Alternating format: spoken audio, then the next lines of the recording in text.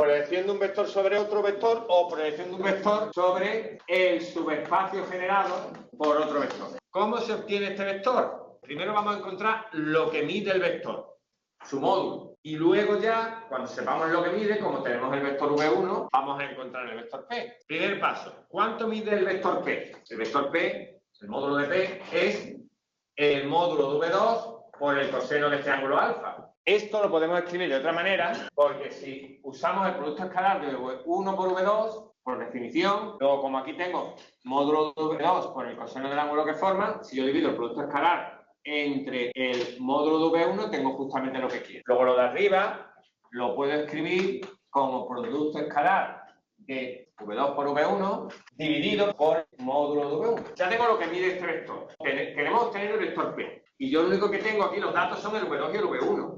Yo el vector P, ahora que sé lo que mide, que también viene en función de V2 y V1, puedo averiguarlo. Conozco el vector V1. Como V1 y P tienen la misma dirección, el vector V1 lo normalizo, lo divido entre su módulo, y ahora ya tengo un vector en la misma dirección que V1, pero que mide una unidad, y ahora lo multiplico por lo que mide el vector P y ya tendré el vector P. ¿Cuánto mide el vector P? Todo esto. Esto lo multiplico aquí delante. Esto es lo que mide P y esto es un vector unitario en la misma dirección que V1. Como V1 y P tienen la misma dirección, pues ya tengo el vector. ¿Vale? Lo voy a poner esto junto y bonito. V2 por V1 y debajo me queda el módulo de V1 al cuadrado. Pero el módulo de un vector al cuadrado es el producto escalar del vector por sí mismo. Entonces, en el denominador, en vez de poner módulo de V1 al cuadrado, usando esto, pongo el producto escalar de V1 por V1. Y todo eso está multiplicado por V1, por supuesto. Pero ya tengo una fórmula que, conociendo los vectores V1 y V2, me permite calcular la proyección del vector V2 sobre V1. Fijaros que cuando yo proyecto un vector sobre otro, no solo obtengo eso. De regalo, volviendo al dibujo, me ha salido también este vector Q. ¿Por qué? Porque si tengo V2 y tengo P, V2 menos P es Q. Una vez que tengo la proyección de un vector sobre otro, o sobre su espacio generado por otro, ahora si resto el vector menos su proyección, tengo un vector Q que tiene ¿qué propiedad? Que es ortogonal a V1. Pues ahora hemos obtenido que V1 y Q forman una base ortogonal del mismo subespacio. En este caso, el subespacio sería el plano este de la pizarra. Subespacio generado por esos dos vectores, V1 y V2. Que el hecho de poder hacer la proyección ortogonal de un vector sobre otro, o de un vector sobre el subespacio generado por otro, me ha permitido obtener no solo el vector proyectado, sino también me ha permitido obtener un vector ortogonal al vector donde estábamos proyectando, que era V1, y que por supuesto genera el mismo subespacio que generaban V1 y V2. Ahora imaginaros que en vez de tener solamente un vector, tenemos el subespacio generado por dos vectores linealmente independientes, es decir, tenemos un plano.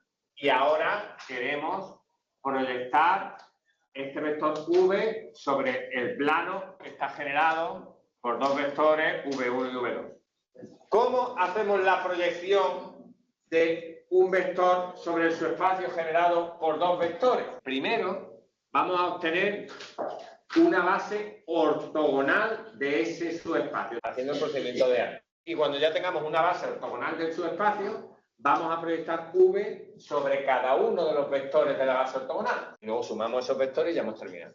Pero necesitamos primero obtener una base ortogonal del subespacio en el que estemos, en este caso de pi. Si yo tengo V1 y V2, los voy a poner como en el dibujo de antes. Si yo proyecto V2 sobre V1 y a V2 le resto la proyección, ya tendré una base ortogonal.